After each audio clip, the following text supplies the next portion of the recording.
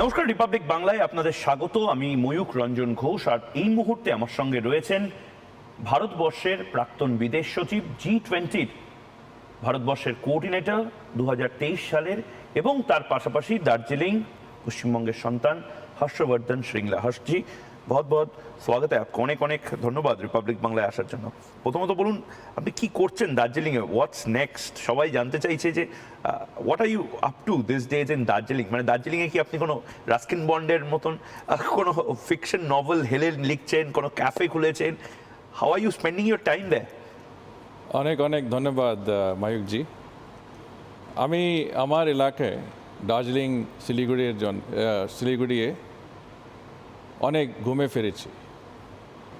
জনগণ সাথে ভালো সম্পর্ক হয়েছে। আমি সবাই সাব কনস্টিটিউয়েন্সি পাহাড়ি এলাকায় কালিম্পং, দার্জিলিং, কার্শিয়ং, শিলিগুড়ি, মাটিগাড়া, নকশালবাড়ি, ফাঁসিদেওয়া এবং চোপড়ায় গিয়েছিলাম। এত ঘুরছেন?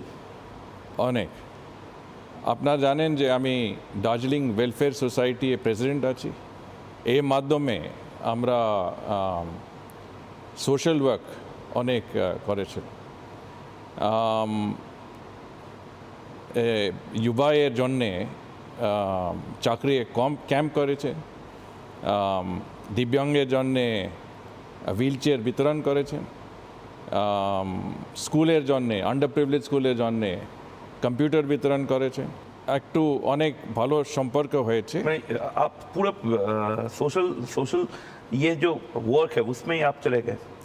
हाँ, सोशल वर्क पे मैं लगा हुआ हूँ, क्योंकि जैसे आप जानते हैं मैं 40 साल भारत सरकार में मैं शामिल था।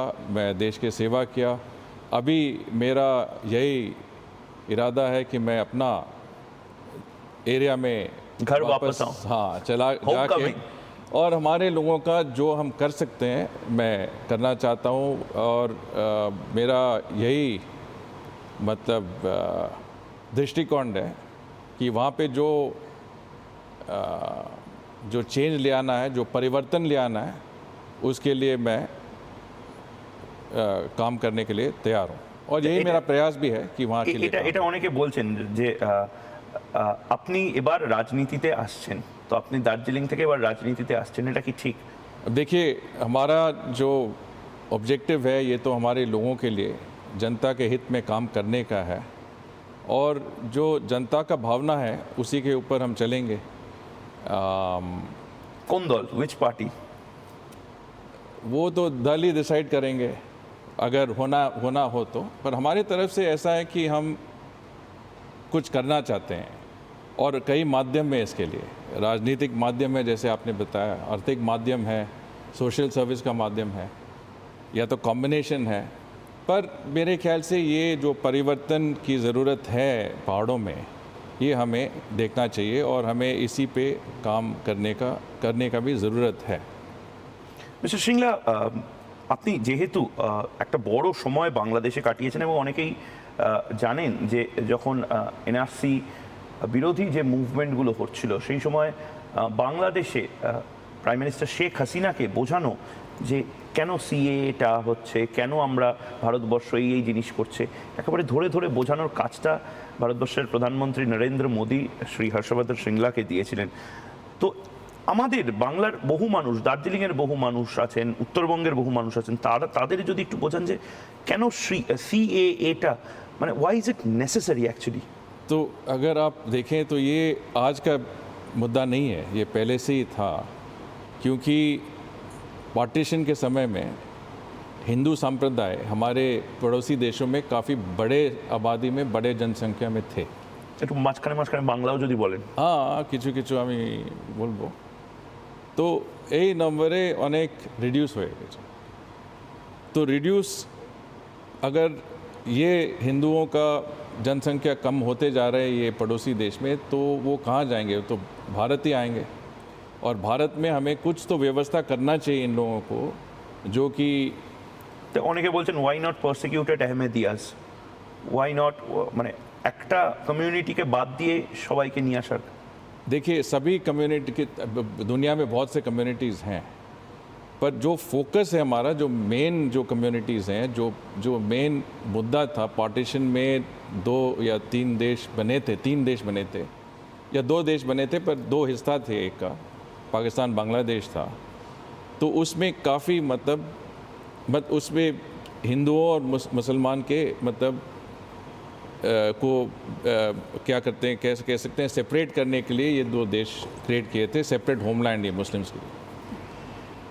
आज आप देखेंगे कि दोनों जगह में मतलब माइनॉरिटीज़ तो हैं, पर जो माइनॉरिटीज़ इन देशों में कम होते जा रहे हैं। और आपने बांग्लादेश के बारे में बात किया, बांग्लादेश में भी कुछ 35% तो थे 1947 में, और अभी 10% के करीब हैं। अभी प्रधानमंत्री शेख हसीना का गवर्नमेंट काफ़ी मतलब वो माइनॉरिटी के लिए बहुत मतलब ख्याल रखते हैं। उनका सरकार का यही नियम है कि माइनॉरिटीज़ का प्रोसिक्यूशन नहीं होना चाहिए। वैसे मैं नहीं कहता हूँ कि नहीं हो रहा है, पर उनका मतलब ये गवर्नमेंट के होते हुए इनके बावजूद भी हो रहा है। पर सीए जब हुआ था तो हमने ज़रूर इनको एक्सप्लेन किया कि ये किसी के ख़िलाफ़ नहीं है, किसी के लिए हम कर रहे हैं। मतलब ये हिंदू संप्रदाय जो है और जो इन देशों से आ रहे हैं, इनके लिए हमने कुछ मेजर्स लिए हैं जो कॉन्स्टिट्यूशनल मेजर्स हैं, लेजिस्लेटिव मेजर्स हैं, और उसमें आपको कोई आवश्यकता की ज़रूरत नहीं है। और वो भी समझ गए थे और मान गए थे कि ये भारत का ही एक इंटरनल मुद्दा है। মানে এখান থেকে মানে কাউকে বের করে দেওয়ার ব্যাপার নেই, ইনক্লুশনের ব্যাপার। It's not about exclusion. Is it true? Absolutely. It is inclusion in the sense that we are making sure that communities that are returning to India and are applying for citizenship, their citizenship is accelerated, that they are not left in limbo for a very long time. और ये बहुत ज़रूरी है। Mister Singla